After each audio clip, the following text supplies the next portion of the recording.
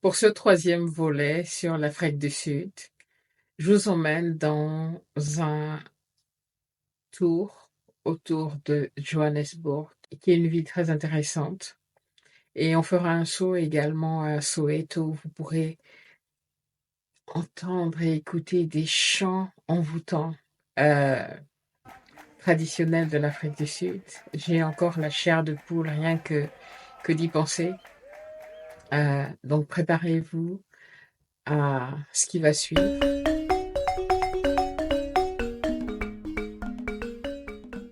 Je vous invite vraiment à vous plonger dans le paysage, à vous relaxer avec la musique et à apprécier ce que l'Afrique du Sud a à offrir.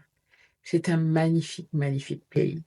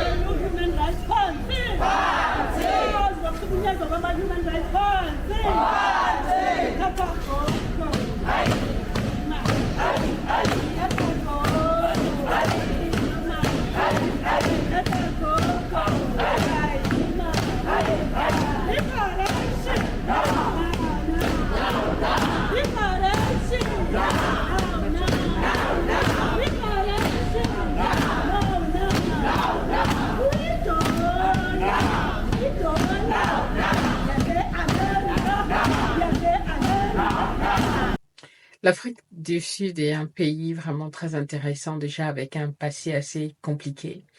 Alors on passe des gratte-ciel au marché coloré, au township. C'est incroyable en fait, hein, dans le même espace, tout ce qu'on peut trouver. Ce qui peut être choquant en sortant de l'aéroport, c'est de voir pratiquement tout de suite les townships ici et là, et la disparité en fait, hein, entre les classes, j'allais dire, est encore très présente. Mais hormis ça, c'est un pays qui est vraiment très très intéressant à visiter.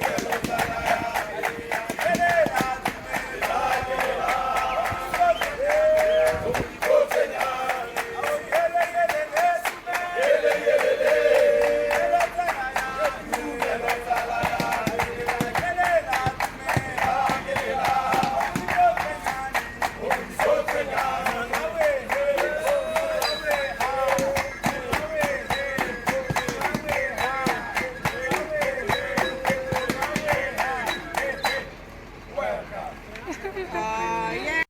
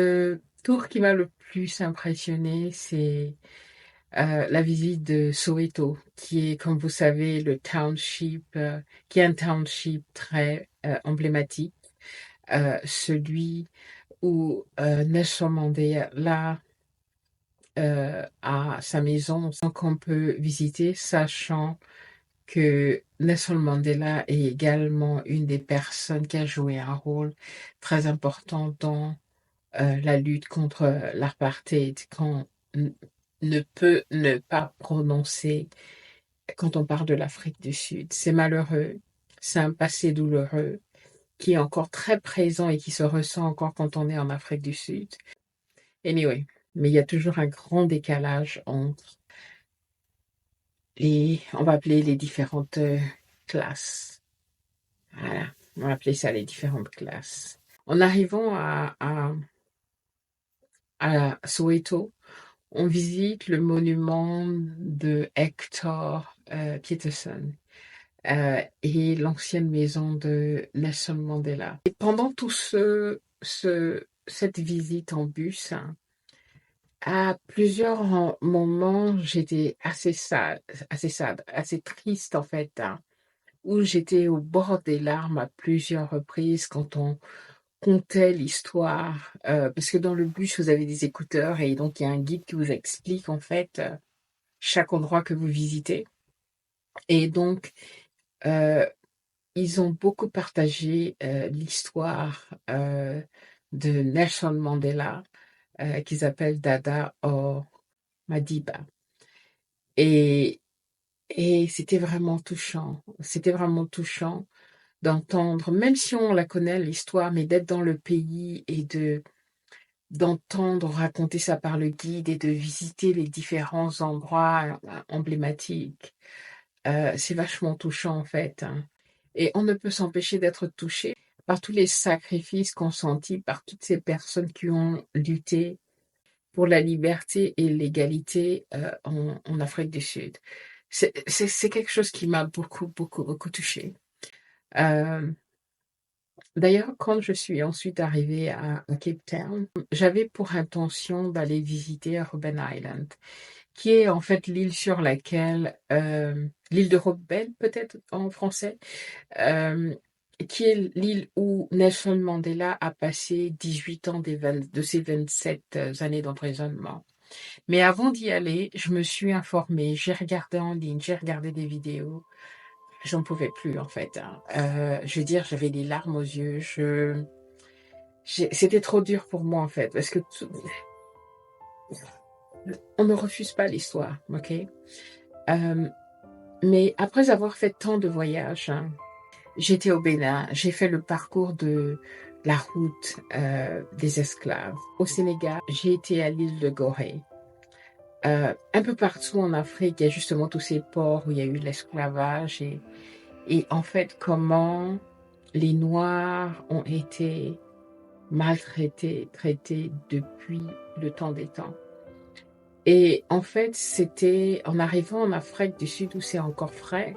C'était hier, à la fin de l'apartheid. C'était hier. C'était dans les années 90. Ce qui est quoi? C'était hier. Donc c'est encore très frais, encore très présent euh, en Afrique du Sud. Et en fait, ça prend, pour moi en tout cas, je suis quelqu'un qui suis empathique où euh, je ressens trop les émotions, je ressens beaucoup de choses, ce qui fait que j'ai pas pu aller voir Robben Island. C'était trop fort pour moi d'aller voir où Mandela a été emprisonné. Même là, ça me fait quelque chose à l'estomac en fait, hein. Et ça a continué. Et je vous raconterai ça dans les voyages, les prochains voyages où j'ai été euh, en Zambie, en Namibie, et l'histoire de la traite des Noirs. Voilà, c'est poignant, ça reste poignant. Et l'Afrique du Sud est encore différente parce que c'est seulement hier qu'il y avait cette ségrégation entre les Blancs et les Noirs et que les Noirs étaient traités comme des moins que rien. Et de voir comment partout dans le monde où on va, enfin c'est une généralité, je comprends bien, cet acharnement sur l'homme noir en général est quelque chose quand tu arrives en Afrique du Sud, ça te plombe le moral. À la fin, je ne pouvais plus. Bref, je me suis éloignée de mon récit, hein. Cela n'empêche. L'Afrique du Sud est magnifique. Oh my goodness, le paysage en Afrique du Sud est juste... Et là, on ne parle que de Johannesburg, parce que là, je ne vous montre que Johannesburg, donc ne manquez pas les prochains épisodes où je vous montrerai Cape Town. Oh my goodness, c'est autre chose. Et au fait, si tu ne me connais pas, je suis Jazz, passionnée de voyage, comme tu peux l'entendre. Sur cette chaîne, je parle de développement personnel, de voyage bien entendu. J'encourage vraiment les femmes à vivre une vie qui les passionne, d'aller jusqu'au bout de leurs rêves. Voilà un petit peu de quoi je parle sur cette chaîne. Alors si ça t'intéresse, n'hésite pas à t'abonner, active la sonnette de notification pour ne rater aucun épisode. J'ai pas mal d'épisodes à venir sur mon voyage de 1 mois et demi en Afrique du Sud, Namibie et la Zambie. Donc, si tu veux pas rater ça, abonne-toi dès maintenant. Laisse-moi un pouce pour m'encourager. Ce tour en bus de la ville de Johannesburg et de Soweto était bien au-delà de juste la visite de la ville et la beauté de ce pays. C'était aussi un voyage vraiment qui m'a ouvert les yeux sur la complexité de ce beau pays qu'est l'Afrique du Sud, de son passé et de son présent qui reste vraiment très complexe, même aujourd'hui.